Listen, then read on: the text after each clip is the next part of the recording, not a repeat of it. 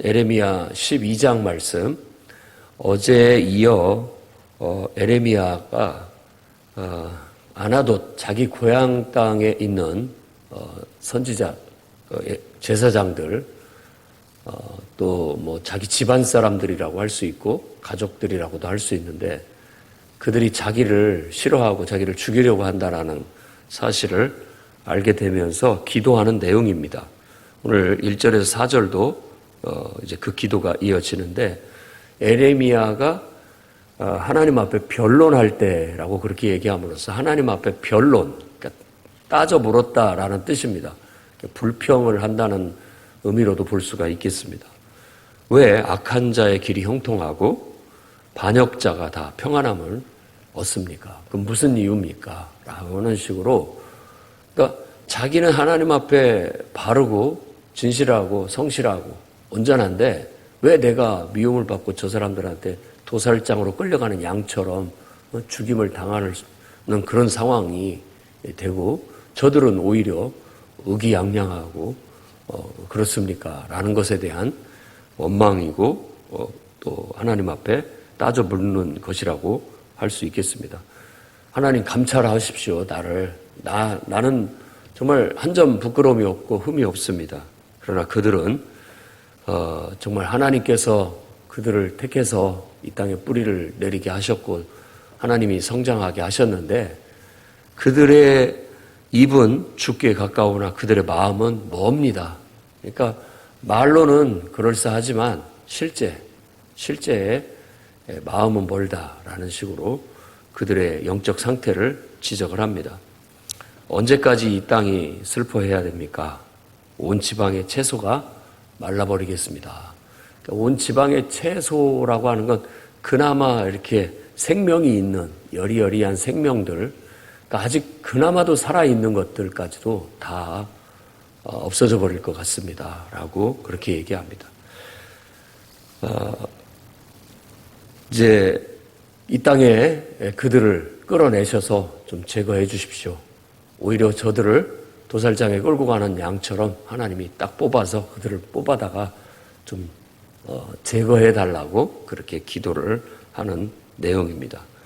그러자 5절, 6절에는 이제 하나님이 답변이 나타나는데 이 말을 우리가 잘 새겨야 되겠습니다. 5절은 네가 보행자와 함께 달려도 피곤하면 어찌 말과 경주하겠느냐. 네가 평안한 땅에서 무사하려니와 요단 강물이 넘칠 때 어찌하겠느냐라고 그렇게 말합니다.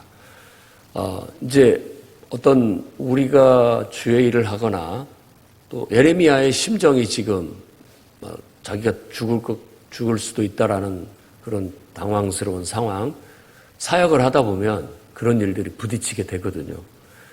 그런 때 하나님께서 아이고 미안하다, 힘내라 이런 말씀을 해주실 줄로 기대를 했는데 오히려 정반대로 야 그렇게 약한 마음 먹어가지고 어떻게 앞으로 더 큰 일을 감당하겠느냐라는 말씀입니다. 지금 보행자 걷는 사람하고 같이 이렇게 달려도 벌써 피곤해하면 앞으로 말과 함께 달려야 될 텐데 그때는 그 견뎌내겠느냐라는 사명자에게 더 큰 사명감을 갖도록 요구하는 그런 말씀을 주십니다. 이건 아무것도 아니다 이런 얘기인 것이죠. 이건 아무것도 아니다. 마음을 단단히 먹어라. 네 형제, 너의 아버지, 네 가족들마저 너를 속이고 너한테 나쁜 말들을 하게 될 것이다. 그들이 좋게 말해도 믿지도 마라. 너무 의지하지 마라. 이런 어떤 것들입니다. 사람이라는 게 참 혼자 살 수 없고 또 늘 다른 사람들과의 관계 속에서 존재하기 때문에 관계로 인해서 우리가 낙심하거나 좌절하거나 또 그걸로 인해서 의기소침해지는 일들은 늘 우리 비일비재하게 일어날 수 있는 일입니다. 그런데 사명이라는 것은 좀 더 강한 에너지입니다.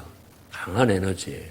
더 강한 집중력이고 그러니까 어떤 하나님 앞에 우리가 뽑혀서 부름을 받고 어떤 사명을 맡았을 때는 그 사명이라는 무거운 짐이 혹은 어떤 우리에게 주어진 신분이 우리를 더 힘을 집결하게 만들고 집중하게 만드는 그런 효과가 있습니다. 그래서 거기에 필요한 그 사명을 감당하기 위해서 필요한 장애물, 또 감당하기 위해서 넘어야 할 산, 이런 것들을 거뜬히 넘어갈 수 있는 그런 힘, 에너지가 필요합니다.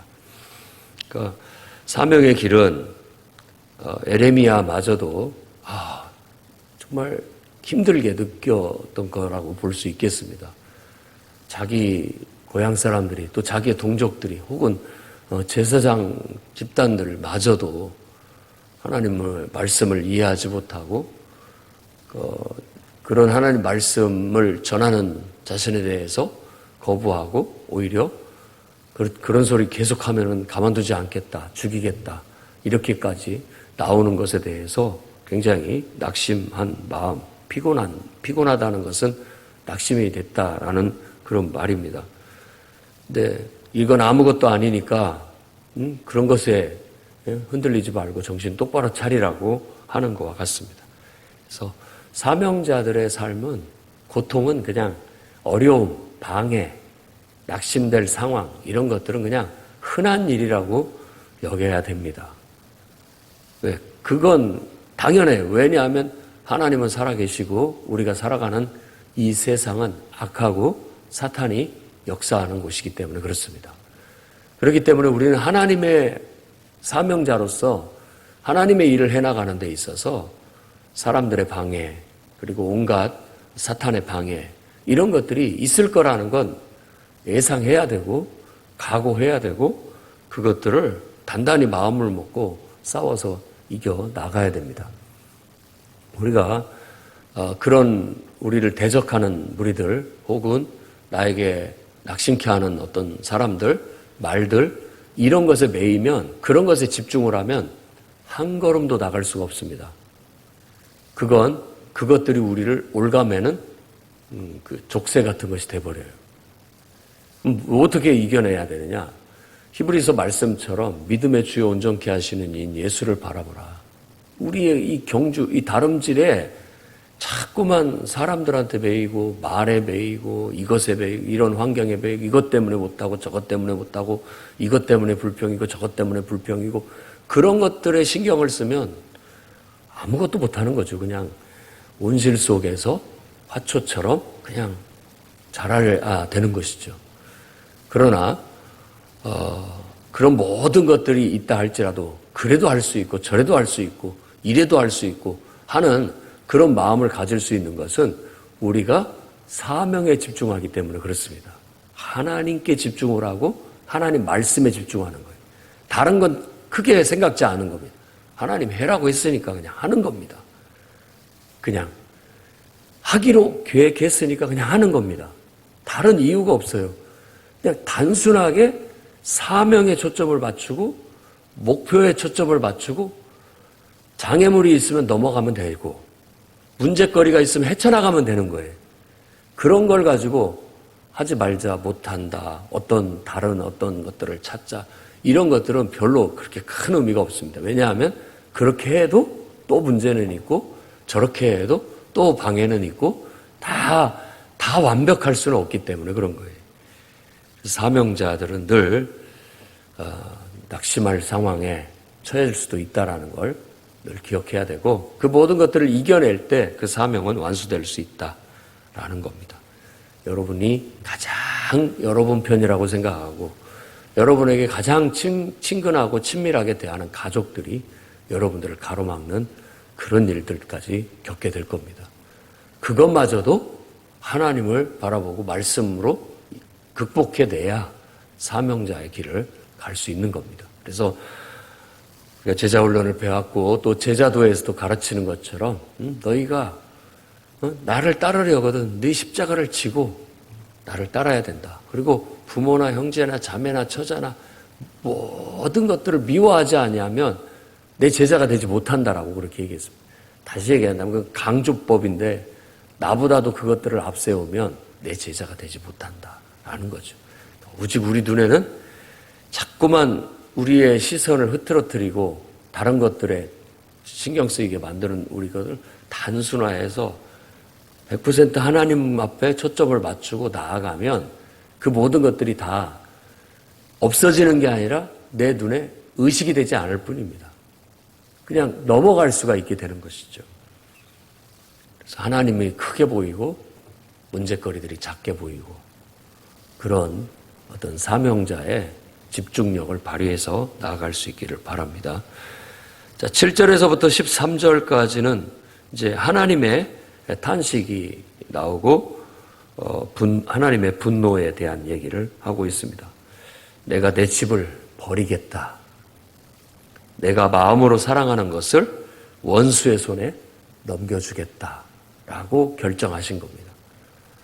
이렇듯 불의를 행하는 자들을 향해서 자꾸만 하나님의 뜻을 왜곡하고 제대로 받아들이지 못하고 자기식으로 해석하고 어그러진 길로 가고 있는 그들을 더 이상 이건 지금 현재 상태로는 가능성이 없으니까 일단 그들을 위한 하나님이 치유 프로그램에 집어넣는 겁니다. 그것을 바로 내가 그들을 버리고 그들을 원수의 손에 넘겨주겠다라는 겁니다. 어제 말씀으로 친다면 그들이 그렇게 하나님을 순수하게 섬기라고 해도 자꾸만 하나님 아닌 것들을 가서 하나님처럼 섬기는 우상을 섬기니까 이방 사람들이 섬기는 우상을 섬기니까 좋다 그러면 그 좋은 이방 나라에 가서 이방신 섬겨라 라고 내쫓아버리는 거와 같은 그런 은유로 비유로 설명을 해주는 거예요. 그게 그렇게 좋으면 가서 해봐라. 가서 그때에서 비로소 내가 얼마나 위대한지 하나님이 얼마나 위대한지 알게 될 것이고 그때 너희들은 이제 내 증인으로 비로소 준비가 될 것이다 라고 그렇게 얘기하는 겁니다. 내 집 또 내 마음으로 사랑하는 자라고 얘기를 하고 내 소유 이렇게 하나님이 굉장히 사랑하고 애착을 가지고 있다는 걸 알 수 있습니다. 그러니까 사랑하기 때문에 그들을 내치는 거예요. 사랑하기 때문에 그들을 원수의 손에 잠깐 맡기는 겁니다. 사랑하지 않으면 그렇게 할 수가 없습니다. 정말로 사랑하기 때문에. 그러면서 그들이 사자처럼 내게 덤벼들었다 이런 식으로 얘기를 합니다. 그러니까 하나님 앞에 사자가 으르렁대듯이 하나님 앞에 그렇게 했다라는 거예요. 한번 그 머릿속에 그 이미지를 한번 상상해 보십시오. 하나님 앞에 대드는 꼴이 사자가 으르렁대듯이 대들었고 또 무늬가 있는 매라고 그렇게 얘기하면서 이런 표현들은 뒤에 있는 많은 목자라고 얘기하는데 내 백성이 무늬가 있는 매는 이제 새들 중에서 아주 새를 잡아먹는 그런 맹수잖아요. 그 맹수인데 이 지도자들을 마치 자기 백성들을 잡아먹는 매처럼 그렇게 묘사를 한 겁니다. 그래서 자기 혼자만이 아니라 주변에 다른 매들을 불러들여가지고 함께 그 짐승을 뜯어먹게 하는 그런 은유를 통해서 이스라엘의 지도층들이 백성들을 압제했을 뿐만 아니라 자기들만이 아니라 이제 이방의 사람들까지 끌어들여서 이방의 나라들까지 끌어들여서 이 백성을 뜯어먹게 한다라는 식으로 그 지도자들의 잘못을 성토하고 있는 겁니다. 많은 목자, 이것도 지도자들을 말하는 겁니다. 영적인 지도자, 또 정치적인 지도자, 모든 면에 있어서 지도자. 내 포도원을 짓밟아 황무지로 만들었다. 이 포도원은 아가서에서 얘기한 것처럼 정말 함께 이렇게 잘 가꾸고 함께 일궈내는 어떤 동산을 의미하는 겁니다. 그러니까 하나님이 공들여서 사랑하고 애착을 가지고 지금까지 잘 가까워왔던 이스라엘을 망쳐버렸다라고 그렇게 얘기를 하는 겁니다. 그러면서도 이 지도자들이 그것을 염두에 마음에 두는 자가 없다. 그것 때문에 마음 아파하고 그것 때문에 괴로워하고 그것 때문에 금식하고 그것 때문에 힘들어하는 사람이 없다. 그러니까 이 황폐화된 황무지가 내게 슬피 울부짖고 있다. 이렇게 은유적인 표현을 씁니다. 황무지마저도 황폐해진 황무지가 내게 울부짖는다. 그러니 내가 파괴하는 자를 불러들였다. 그리고 여호와의 칼이 모두 삼켜버릴 것이다. 모든 육체가 결국 그때는 편안하지 못할 것이다 라고 말합니다. 하나님의 분노로 밀을 심어도 가시를 거두게 될 것이고 이 땅의 소득은 사라지게 될 것이다 라고 말합니다. 그러니까 우리가 하나님 앞에 정말 덤벼들고 또 뭐 그분 앞에 원망하고 또 우리가 하나님의 뜻과 무관하게 세상을 살면서 자기 욕심을 부리고 온갖 거짓과 악행을 일삼게 되게 되면 결국은 우리가 세상 하나님이 창조하신 아름다운 포도원을 황폐화시켜가지고 파괴하는 그것을 결과를 가져옵니다. 그럴 때 하나님이 그 피조 세계를 파괴한 그 사람을 하나님이 파괴하시는 겁니다. 하나님은 정의예요. 에레미야가 하나님의 정의는 어디 있습니까? 왜 악한 자의 길이 형통하고 반역자가 평안합니까? 라고 말하였는데 그가 너무 빨리 하나님 앞에 불평을 얘기한 겁니다. 하나님은 때가 되면 당연히 그들에게 하나님이 역사하셔서 그들을 파괴하실 것이고 하나님의 칼이 하나님의 손에 들린 그 칼이 그들을 멸하실 것이다 라고 하나님은 말하고 있는 겁니다. 14절에서 17절에 내 백성에게 손을 대는 모든 악한 이웃 내가 그들을 뽑아버리겠다 라고 말합니다. 그러니까 여기에는 두 부류가 나타나요. 하나는 내 백성을 이 땅에서 잘못되이 행하니까 뽑아내버리겠다. 그리고 내 백성을 뽑아버린 그 악한 민족들까지 뽑아버리겠다. 그런 후에 그들을 다시 회복시켜서 다시 심겠다라고 얘기합니다. 그때에는 그들이 내 백성의 도를 부지런히 배우게 될 것이다. 여기에는 벌써 하나님 유대인들과 이방인들이 같이 와서 하나님의 도를 배운다라는 그런 사상이 들어있는 겁니다. 그러니까 이사야나 에레미야나 다 이 시대에도 벌써 바로 세계 선교의 비전을 담고 있는 거예요. 그러니까 하나님이 이스라엘을 왜 깨뜨려 버렸느냐? 그 자체가 신앙이 너무나 형식화되고 변질되고 잘못된 길로 가서이기도 하지만 그건 하나님의 징계의 한 일환이고 그 다음에 더 큰 비전은 이제는 한 민족에만 갇혀있는 하나님이 아니라 세계 속에 하나님을 너희들이 증언하는 증인이 되어야 된다 라고 그들의 새롭게 부여된 사명 그리고 이제 이스라엘이라는 민족 그리고 예루살렘이라는 어떤 지리적인 중심 그것만이 아니라 영적인 예루살렘을 중심으로 해서 모든 사람이 그 마음에 하나님을 두고 마음에 하나님의 법을 두고 하나님을 섬기는 새로운 패러다임에 새로운 신앙생활을 하는 새 시대가 이제 하나님에 의해서 계획되어져서 실현되고 있음을 보여주고 있는 거예요. 그래서 그들이 돌아와서 내가 그들을 그 후에 다시 이 땅에 심게 되는데 그들이 내 백성의 도를 부지런히 배우고 이제는 바알이 아니라 살아있는 여호와의 이름으로 맹세하면서 살아가게 될 것이다. 그들이 내 백성 가운데 세움을 입게 될 것이다. 그들이 이방인이나 유대인이나 할 것 없이 이제 다시 회복되어서 내 백성이 되게 될 것이다 라고 말하고 있고 그때에는 내게 순종하지 않는 나라는 다 뽑히게 될 것이다. 그러니까 이 뽑힌다라는 말을 잘 생각해 보십시오. 알곡과 가라지 심판을 의미하는 겁니다. 뽑아낼 것이다.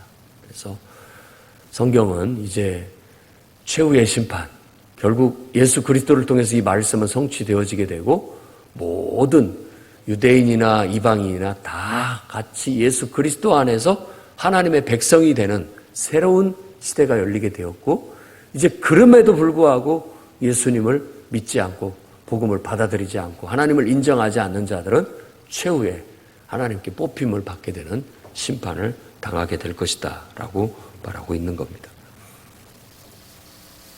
오늘 말씀에서 다시 한번 강조한다면 하나님은 그 백성을